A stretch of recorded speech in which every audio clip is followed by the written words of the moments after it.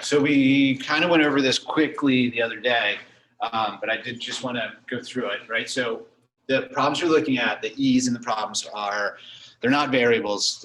That's the number E, right? It's italicized, and we're going to use the laws of exponents to kind of simplify these things. So that first one, same base, so we're going to add the exponents. So this is e to the 7th here. The second one, when we go to simplify, that's going to give us 4e to the first, or just 4e. The next one, so that's going to be, first it's 25e to the negative 6x right now. And I know this is kind of contradicting, it contradicts what we said in the previous sections, right?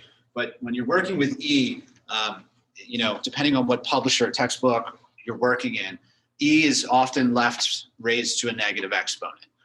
So you'll see that as some of the answers, but that's really the only value of E. So we could leave this as is at the moment, or we could turn it into, so that would be 25 over e to the 6x. Remember that 25 is not attached to that negative exponent there.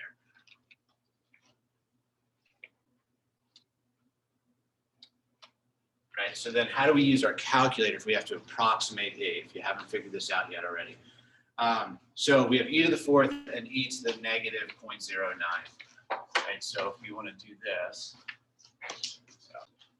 Okay, so we're trying to evaluate e, I think it was e to the 4th first, right? So I'm just using Desmos just to show you. If you go to Desmos, you usually end up at the main part of the scientific calculator portion. To access e, so I'm going to move over to the function column menu. And then over here, we have e to the x, right? So I'm going to use e to the x, and it brings up e right here where the cursor is. And I want to do e to the, I think it was, I forget now, but let's just say it was e to the 4th. So what I want to do is type in 4, enter.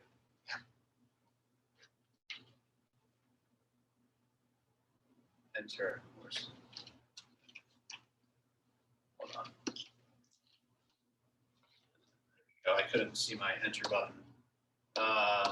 So e to the 4th, and then right here we get about 54.5981, right? So we're approximating e to the 4th, and then we also had to approximate e to the negative 0.09.